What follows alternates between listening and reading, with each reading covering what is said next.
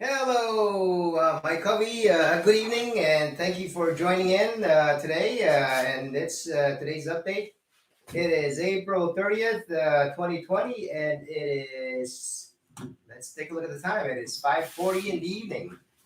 Hope you are well. And so here's the latest update. So around the world, still over 3 million, and still going up. I hope it slows down one day. Um, There are over 200,000 deaths, I believe. May they rest in peace. God have mercy on their soul. What's going on in the world? So, somebody said that, experts, there seem to be a lot of experts coming out of the woodworks saying that it's not, it's the WHO. So, it's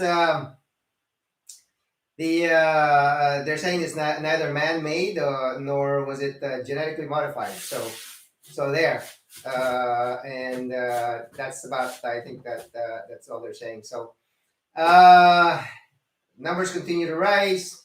Uh, the United States, there are over 1 million cases and over 56,000 deaths.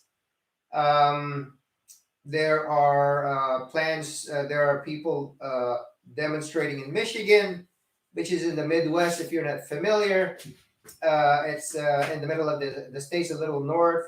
And I guess they protested. Some were armed with their guns or weapons, and they're protesting the lockdown, which is, I think the government wants to continue, which I think is sensible, but there are going to be insensible people out there. Um, New York, I haven't really heard much. I haven't really been paying much attention. I think it's tapered off. So has Washington. That hasn't been really the hot spot. As far as the state of California, the governor, I guess, is peeved that there's Orange County that's not really following the recommendations. Hello, Miss Chella Alta. Good morning, ma'am. I hope you're having a wonderful day, and thank you for joining me. So, enjoy your videos, by the way. Keep up the good work. Thumbs up. I think you and your editor are doing a great job. I hope you continue. So you have, I think, good material. I wish my material could be as good as yours. So the governor of California is saying they're probably going to lock down the beaches. I think the counties along Orange County are going to defy it. We'll see. I think people are becoming really, really restless. I think and these are the 20% that are that are really non-compliant. They're the ones that are vocal anyway. I think for the most part, 80% of the population still want to maintain the restrictions, which is good. So that's California, LA, Los Angeles. So oh no. I think I mentioned yesterday that one of the nurses where I work tested positive. So now, oh no, everybody is pissed off that that she's positive and that they need to be tested. So the employee health came in with a supervisor. They're saying that this may not even be workman's comp because it's unprecedented. Nobody has ever gotten infected from a coworker. There have been employees who got infected by patients, patients infected by patients, but never an employee infecting another employee. So there are a lot of questions flying. Do we have to use our sick leave? It's like, why do we have to use our sick leave if we got infected by somebody who we work with? And the employee health and the manager said, well, it's we don't know, but you can always apply for workman's comp.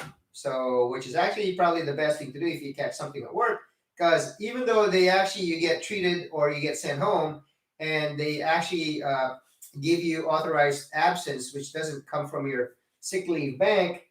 If you do if it's not a workman's comp, then you're on your own. So with this COVID, if there's a lot of symptoms or problems later on, like maybe you get COVID and now you get permanent lung problems.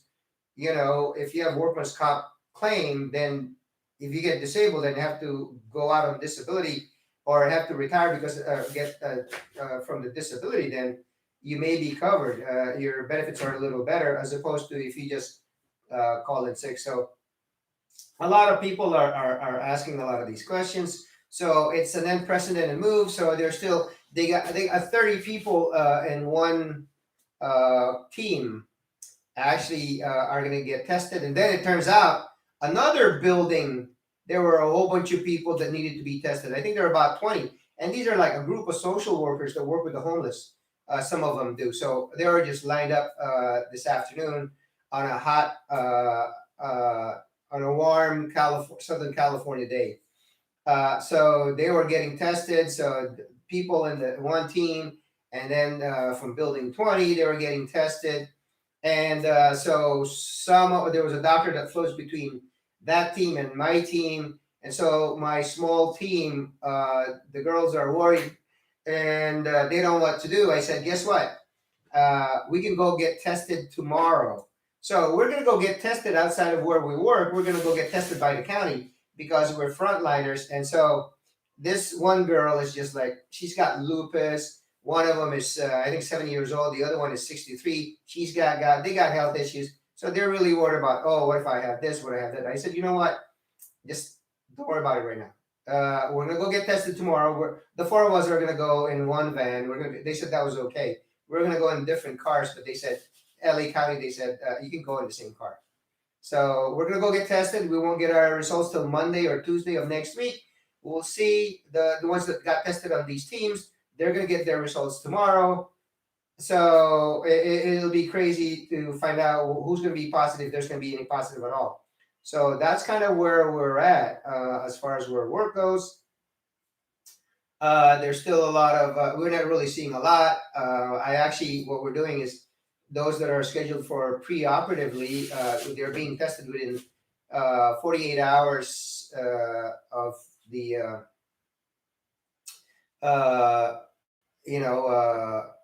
the scheduled procedure. So we actually have them to be swabbed on the 15th of May, and hopefully, that works out.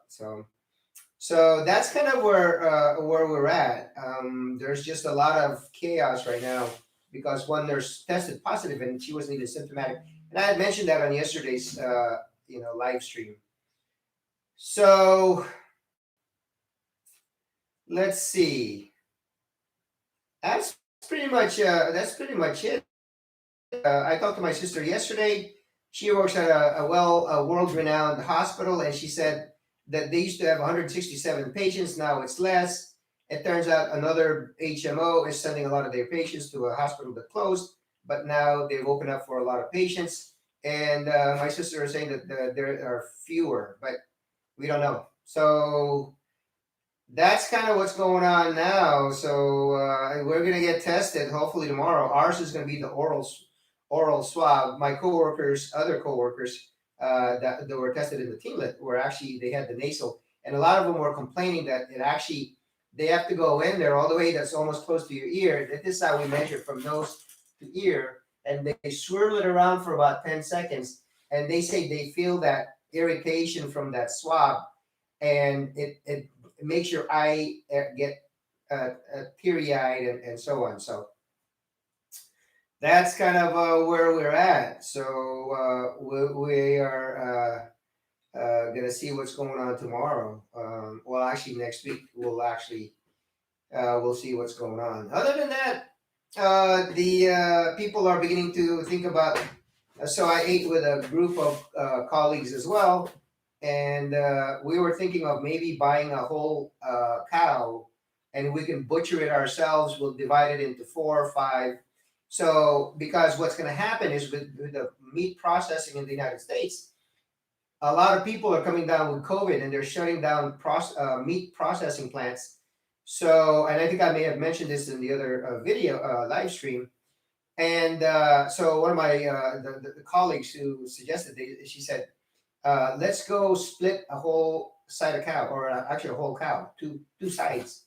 And I said, yeah, that's good. So I think a side of cow is about $1,500. So divided by 5 people, that's like $300. So I think it's going to be cheaper, but we'll have to butcher it ourselves. part of their concern was like aging it, but I don't think it's gonna be a problem. So I'll keep you updated on that. Hopefully that works out.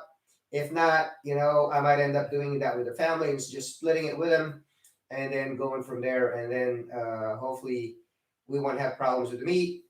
I wanted to go fishing, but the beaches are closed. You can't go fish on the beach. And I suppose if you have a boat, but my boat's not running, you can go fishing. So, but you can always go to the aqueduct, but you need a license. But I hope the licenses are available for sale. So that's kind of where we're at. It's April 30th. Tomorrow is May Day. Happy May Day for you folks.